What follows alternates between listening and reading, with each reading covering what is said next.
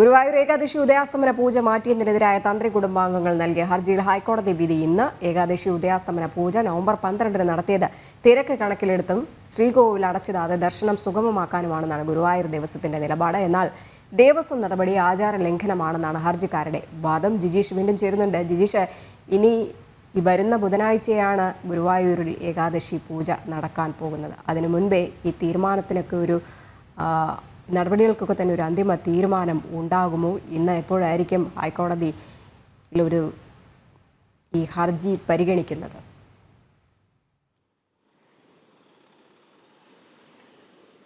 രജനി, സുപ്രധാനമായ ഒരു വിധി തന്നെ. കാരണം ആചാരവുമായി ബന്ധപ്പെട്ട്, ഹൈന്ദവ ആചാരങ്ങളുമായി ബന്ധപ്പെട്ട് വലിയ വെല്ലുവിളികൾ നേരിടുന്ന പശ്ചാത്തലത്തിൽ ഏറ്റവും നിർണായകമായ ഒരു വിധി തന്നെയാണ് ഇന്ന് ഹൈക്കോടതിയിൽ നിന്ന് ഉണ്ടാകുന്നത്. ഗുരുവായൂർ ഏകാദശി ഉദയാസ്തമന പൂജ മാറ്റിയത് ആചാര ലംഘനമാണ് എന്ന് ചൂണ്ടിക്കാട്ടിയാണ് തന്ത്രി കുടുംബങ്ങൾ തന്നെ ഇക്കാര്യത്തിൽ ഹർജി നൽകിയത്. ആ ഹർജിയിലാണ് സുപ്രധാനമായ ഒരു വിധി ഇന്ന് ഹൈക്കോടതിയിൽ നിന്ന് ഉണ്ടാവുകയും ചെയ്യുന്നത്. ജസ്റ്റിസുമാരായ അനിൽ കെ നരേന്ദ്രൻ, മുരളീകൃഷ്ണൻ എന്നിവർ ഉൾപ്പെട്ട ഹൈക്കോടതി ദേവസ്വം ബെഞ്ചാണ് ഇക്കാര്യത്തിൽ ഒരു വിധി പറയുന്നത്. വിശദമായ വാദങ്ങൾ, ഇരുഭാഗത്തിന്റെയും വാദങ്ങൾ പൂർണ്ണമായും തന്നെ കേട്ടിരുന്നു. ഏകാദശി ഉദയാസ്തമന പൂജ മാറ്റിയത് തിരക്ക് കണക്കിലെടുത്താണ് എന്ന ഒരു ന്യായമാണ് ഇക്കാര്യത്തിൽ ദേവസ്വം ബോർഡ് പറഞ്ഞിരുന്നത്. മാത്രമല്ല, ശ്രീകോവിൽ അടച്ചിടാതെ ദർശനം നടത്താൻ വേണ്ടിയാണ് എന്ന ഒരു നിലപാട് കൂടി ഗുരുവായൂർ ദേവസ്വം ഇക്കാര്യത്തിൽ സ്വീകരിക്കുകയും ചെയ്തു.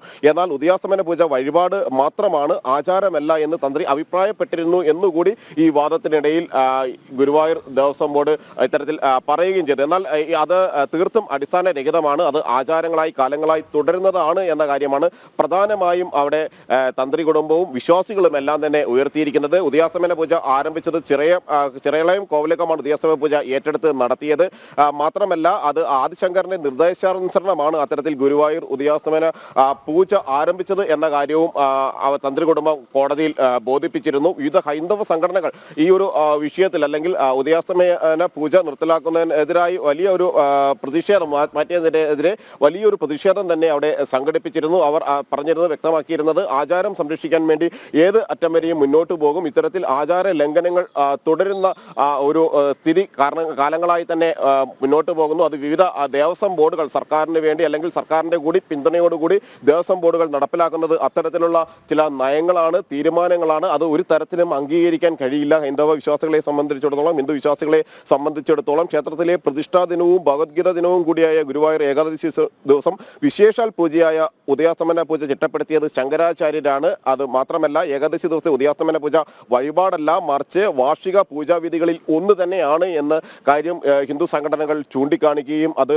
വാദങ്ങളിൽ അവർ കൃത്യമായി തന്നെ ഉയർത്തുകയും ചെയ്തിരുന്നു.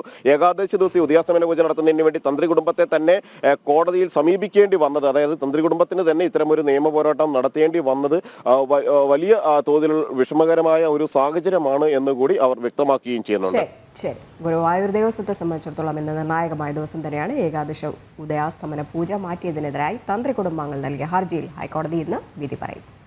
ജിജീഷ് കർണാകരനാണ് വിശദാംശങ്ങൾ പങ്കുവച്ചത്.